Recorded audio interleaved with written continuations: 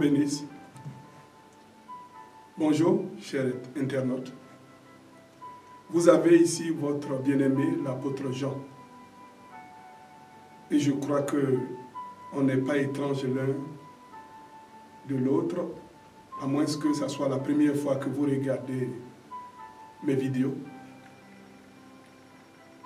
Je bénis le Seigneur pour cette initiative et je bénis surtout le Seigneur pour ta vie. Parce que quand je vois déjà, en ainsi peu de temps, le nombre de personnes qui vont sur les vidéos que nous avons déjà publiées, je ne peux que bénir le Seigneur.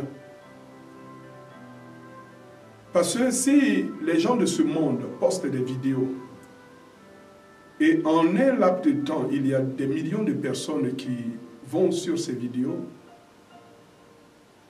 même des vidéos qui ne sont même pas instructives, des vidéos même qui disent de tout et rien, nous voyons combien de fois la puissance de la perdition est en train de travailler pour emmener beaucoup hors de la volonté de Dieu. Alors nous, hommes de Dieu, quand nous réalisons que déjà il y a un intérêt des enfants de Dieu, un intérêt des hommes par rapport aux choses de Dieu, c'est encourageant.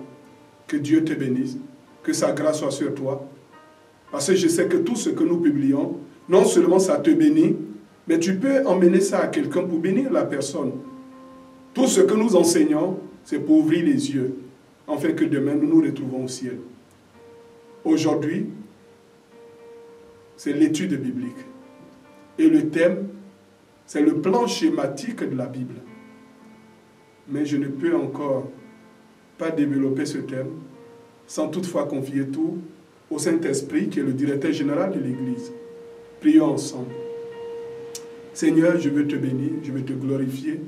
Je veux te bénir d'abord pour tous ceux dans le cœur de qui tu mets le désir de nous suivre, dans lequel tu mets le désir, Seigneur, de poster ces vidéos à d'autres, afin que le royaume de Dieu puisse progresser. Mais je veux te bénir et dire que je suis un instrument, non pas à moi, mais en ton nom, ton gloire. Et fais de sorte que nous soyons dans un même esprit, dans une même pensée, pour que, Papa, cet enseignement puisse se bénir. Amen. Sois encore béni. Et le thème, c'est le plan schématique de la Bible. La Bible que vous voyez, j'en ai deux ici. Ce n'est pas un livre ordinaire. La Bible n'est pas un livre ordinaire. La Bible est un livre sacré. D'ailleurs, même quand je vais plus loin, et la Bible même, elle est une, c'est-à-dire c'est Dieu qui l'a inspirée. Derrière la Bible, il y a le Dieu de la Bible. Certainement des hommes ont écrit, mais sous l'inspiration de Dieu. C'est lui qui les a poussés à écrire, afin que toi et moi, nous bénéficions de tout ce trésor. Raison pour laquelle, enfants de Dieu, quand nous négligeons la Bible, c'est que nous négligeons le plan de Dieu pour notre vie. Nous pouvons nous baptiser un jour, mais toutes les fois que nous sommes loin de la Bible, c'est comme tu as un testament en main que tu n'as jamais visionné, alors tu ne sais pas tes droits. Mais un enfant de Dieu qui est constamment dans la Bible est un champion, connaît de grandes victoires, il connaît l'épanouissement, l'élévation et son autorité spirituelle grandit parce que derrière la parole, il y a le Dieu de la parole qui, au travers des Écritures, affermit notre autorité et nous emmène à opérer selon une onction, sinon selon son onction.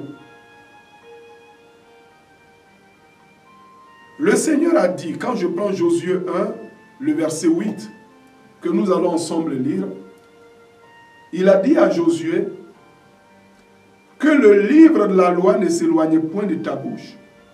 Médite le jour et nuit pour agir fidèlement selon tout ce qui y est écrit, car c'est alors que tu auras du succès dans tes entreprises, c'est alors que tu réussiras.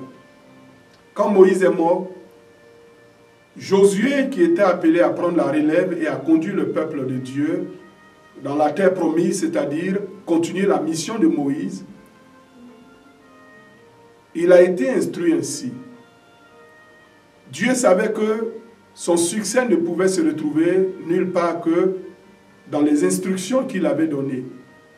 Or, ces instructions étaient confinées dans le livre de la loi. La loi emmenait le peuple à se rapprocher de Dieu selon les codes que Dieu lui-même avait établis.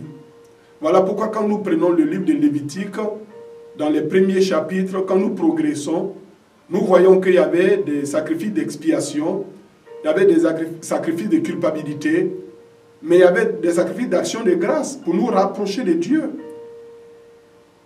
Amen. Donc Dieu a ordonné à Josué que le livre de la loi ne s'éloigne point de ta bouche. Médite-le jour et nuit, c'est alors que tu réussiras. Mais avant de dire c'est alors que tu réussiras, il dit médite-le jour et nuit en marchant fidèlement selon tout ce qui y est écrit. C'est alors que tu réussiras, c'est alors que tu auras du succès dans tes entreprises. Ah, il faut méditer, il faut marcher fidèlement selon tout ce qui y est écrit. Donc le tout, ce n'est pas d'écouter, mais le tout, c'est de marcher selon ce qui est écrit, conformer notre vie à ce que la Bible dit. Comme Christ l'a dit, vous êtes la lumière dans ce monde, on n'allume pas une lampe pour la cacher, mais on la laisse et elle brille sur tous ceux qui sont dans la maison. Amen. Nous sommes appelés non seulement à méditer, mais à marcher selon tout ce qui y est écrit. Mais laissez-moi vous rappeler que cette même recommandation que Jésus a donnée, que Dieu a donnée à Josué, cette même recommandation, Christ nous l'a donnée. Dans Jean chapitre 15, il dit ainsi, Amen. À partir du verset 5 à 7, Jean 15, 5 à 7, il dit, si vous demeurez en moi, et que mes paroles demeurent en vous, demandez tout ce que vous voudrez et cela vous sera accordé. Amen. Si vous demeurez en moi, que ma parole demeure en vous, demandez tout ce que vous voudrez et cela vous sera accordé. Amen. Il dit, si vous demeurez en moi et que ma parole demeure en vous, la parole de Dieu est incontournable. Étudier, méditer et garder la parole en soi n'est pas facultatif. Pour un chrétien, c'est une obligation si nous voulons exceller dans l'appel de Dieu. Il va plus loin dans le Jean que j'ai lu, il dit, si vous portez beaucoup de fruits, c'est ainsi que mon Père sera glorifié et que vous serez mes disciples. Si vous portez beaucoup de fruits, sachant qu'il a dit, sans moi vous ne pouvez rien faire. La parole est la clé. Alors, aujourd'hui, comme je l'ai dit, notre thème, c'est le plan schématique de la Bible. La Bible que vous voyez ici, dans ma main, cette Bible que vous voyez, elle est composée en deux grandes parties, à savoir l'Ancien Testament et le Nouveau Testament à droite. L'Ancienne Alliance et la Nouvelle Alliance. Quand je prends cette Bible et je l'ouvre depuis le milieu, comme souvent les Bibles que nous avons, qui sont les Bibles d'études, c'est-à-dire ces grosses Bibles, il y a des côtés où ils ont mis des concordances bibliques, des dictionnaires. Comme ce n'est plus les Bibles d'avant, alors, si c'est ce genre de Bible que tu as, la parité ne pourra pas être exacte, mais approximative. Mais si c'est les Bibles dans lesquelles il n'y a pas toutes ces concordances bibliques, quand nous ouvrons le milieu de la Bible, nous tombons automatiquement sur le livre de Psaumes. Ça veut dire que le psaume divise la Bible en deux.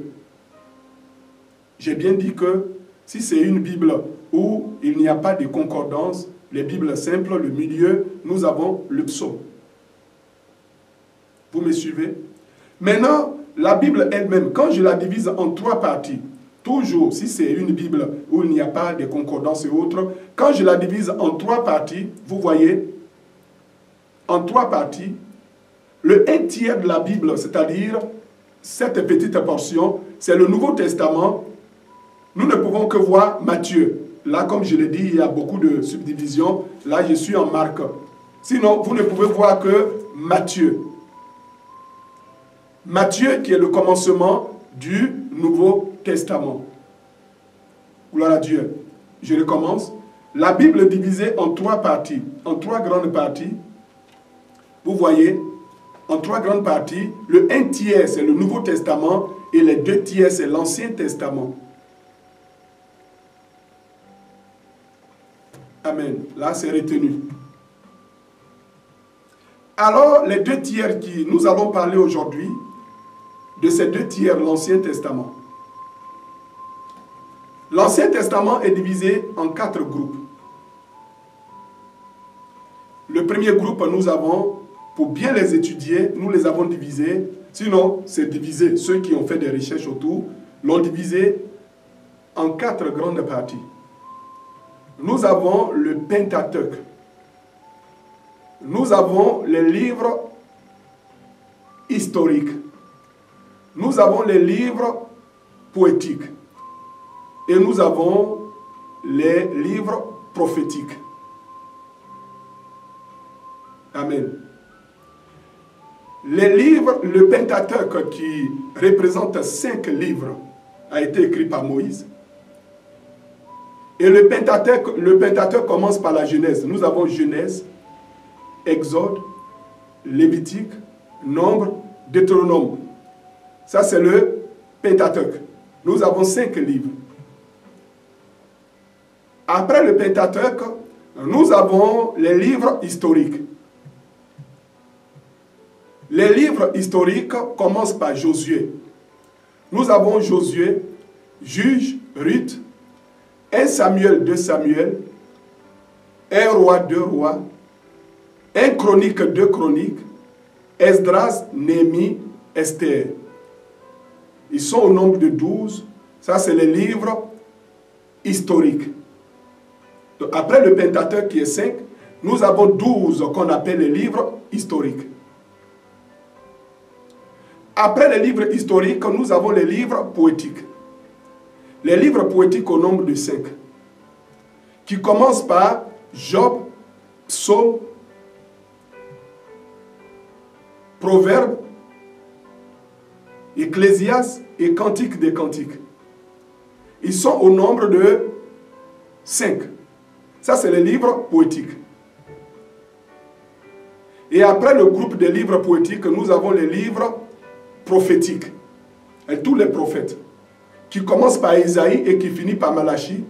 Mais nous avons Isaïe, Jérémie, Lamentation de Jérémie, nous avons Ézéchiel, Daniel, Osée, Joël, nous avons Amos, Abdias, Jonas, nous avons Michée, Naoum, Habakkuk, Sophonie, Agé, Malachie, Agé, Zacharie et Malachie, qui sont au nombre de 17. Ça, c'est les livres prophétiques qui sont au nombre de 17. Je crois que quelqu'un me suit. J'ai dit le premier groupe, nous avons le Pentateuque et ces livres sont au nombre de 5. Après le Pentateuque, nous avons les livres historiques au nombre de 12. Après les livres historiques, nous avons les livres poétiques au nombre de 5. Et après les livres poétiques, nous avons les livres prophétiques au nombre de 17. Alors, je vais plus loin. Là, je suis en train de parler de l'Ancien Testament. Le Nouveau Testament aussi a 4 groupes, mais nous en parlerons dans la prochaine vidéo. Alors, étant que je prends un exemple, les avocats ne connaissent pas par cœur toutes les pages de leurs livres qu'ils ont. Non. Mais ils ont des références, ils connaissent des références qui les emmènent à essayer de chercher la sentence qui est attribuée à quelqu'un par rapport à son offense.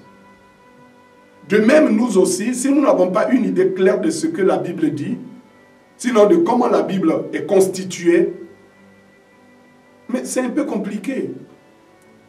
Un enfant de Dieu, tu dis par exemple Sophonie, il se demande même si Sophonie est écrit dans la Bible.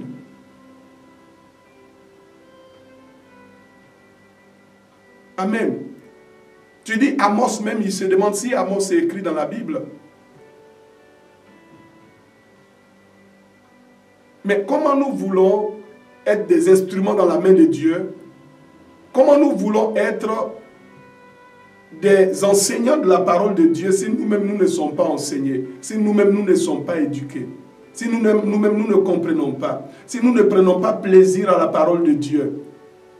Raison pour laquelle je vous ai dit tout à l'heure que c'est beau d'avoir des Bibles électroniques sur des tablettes, sur des portables, tout, des cellulaires, mais il y a problème à ce niveau, parce que ça ne nous emmènera jamais à être en contact direct avec le manuel qui est la Bible, qui est ce livre sacré, ce livre que j'ouvre et je suis directement en communion avec le Seigneur.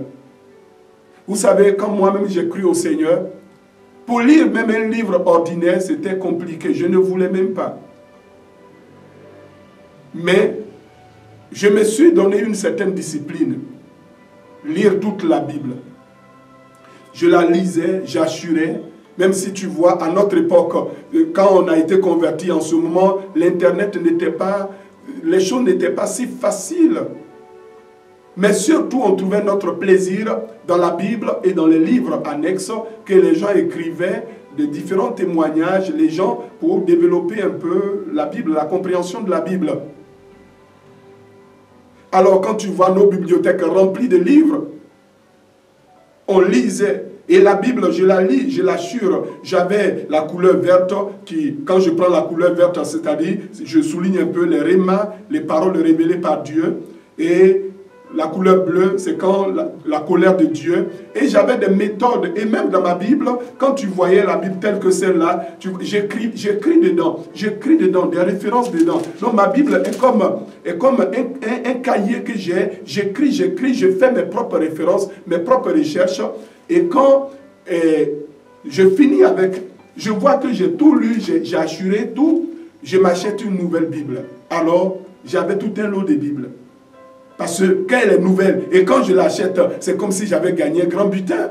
Ah oui, parce que j'allais recommencer la lecture. Quelle joie ça produisait dans mon cœur. Souvent, je me demande si la conversion des enfants de Dieu est vraiment authentique. Parce que si ta conversion est vraiment authentique, je crois que la Bible elle-même ne peut être qu'une joie pour toi. N'est-ce pas Dieu qui a dit à Ézéchiel, ouvre ta bouche, je vais mettre le rouleau dans ta bouche. Et la Bible dit que quand Ézéchiel a ouvert sa bouche, la parole est devenue comme du miel dans ses entrailles. Amen. Il faut que la parole de Dieu devienne du miel dans nos entrailles. Si nous ne comprenons pas la parole de Dieu, si nous ne savons pas nous situer, si nous avons peur de la Bible à cause de son volume, c'est que nous avons un problème réel.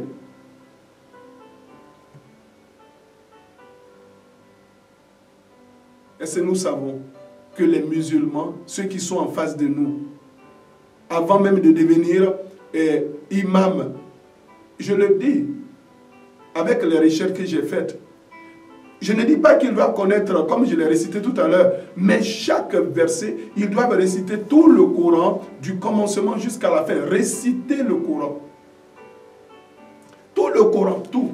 Verset, chapitre, tout. Mais aujourd'hui, certains sont dans le ministère, certains sont même des leaders d'église, certains sont dans la louange et l'adoration, et ils ne connaissent même pas la Bible. Les subdivisions, les livres qui composent la Bible, ils ne connaissent même pas la chronologie de la Bible, ce qui est vraiment un scandale pour le royaume. Mais nous voyons peu de succès parce que nous accordons peu d'importance à la parole de Dieu, qui est le socle du succès, qui est le socle de la victoire. Dieu a dit à Josué que le livre de la loi ne s'éloigne point de ta bouche. Médite-le jour et nuit, afin que tu marches fidèlement selon tout ce qui est écrit. Il est écrit, c'est alors que tu réussiras, c'est alors que tu auras du succès dans tes entreprises. Je recherche le succès, je recherche l'ouverture, je recherche toutes les bénédictions qui se sont manifestées à la croix. Mais je ne connais même pas le manuel. Je me lance dans des combats spirituels sans savoir même de quoi il s'agit. Est-ce que nous savons ce que c'est que le combat spirituel? La Bible dit la lumière véritable apparaît, les ténèbres s'enfuient. Quelqu'un qui est dans la lumière, Satan ne peut pas s'approcher de lui. Non, c'est impossible. Quelqu'un qui est dans la lumière, même quand il dort, il est comme un volcan qui est en train de dormir. Un danger pour le royaume. Au contraire, Satan s'organise pour qu'il dorme bien. Parce que ses prières, c'est un scandale pour le royaume des ténèbres. Alors, nous sommes engagés dans le combat spirituel et nous ne connaissons même pas notre autorité qui est révélée et affirmée par la parole de Dieu. Amen. Cette parole me dit, quand je prends Ésaïe 54, il dit, si l'on forme des complots, cela ne vient pas de moi. Quiconque se lèvera contre vous tombera sous votre pouvoir. Amen. Toute arme de guerre forgée contre vos vies sera sans effet. Donc dans cette parole, il y a des trésors qui sont cachés. Laisse-moi te donner un petit témoignage.